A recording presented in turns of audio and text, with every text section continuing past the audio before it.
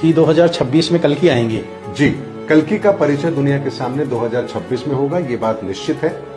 मैं आपको महीना, तारीख, समय भी बता सकता हूं, लेकिन अभी सिर्फ इतना बताता हूं कि अभी साल 2026 क्योंकि समय से पहले क्लाइमेक्स को ओपन कर देना भी ठीक नहीं है।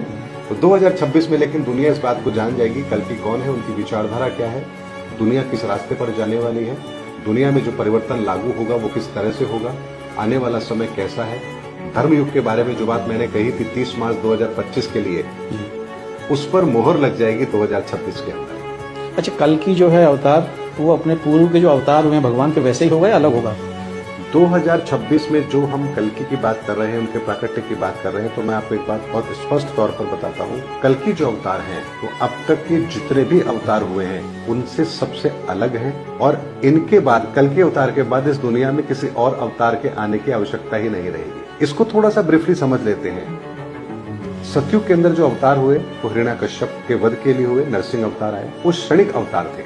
उस समय समस्या केवल प्रहलाद की थी और किसी की समस्या नहीं थी। त्रेता युग के अंदर भगवान राम आए, समस्या पूरे संसार की नहीं थी। राम ने रावण का वध किया, विभीषण को राज्य दे दिया, कार्य पूर्ण हो गया। द्वापर युग के अंदर समस्या दो कुलों की थी, परिवार का झगड़ा था, समाज का झगड़ा था। ऐसे में ये भी पूरे दुनिया की समस्या नहीं थी। लेकिन वर्तमान में जो कली का प्रभाव है पूरी दुनिया पर है। हाँ, कली ने हमारी पूरी सोच पर अपना आधिपत्य जमाया हुआ है। ऐसे में पूरी दुनिया के लिए अगर कोई समाधान लेकर आ रहे हैं तो ये कोई साधारण सा कार्य तो नहीं है।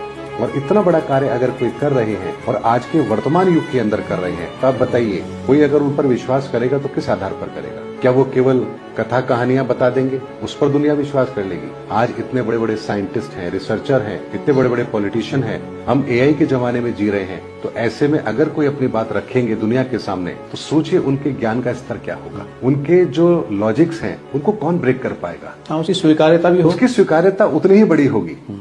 तो इतनी बड़ी स्वीकार्यता के साथ अगर हम आगे बढ़ेंगे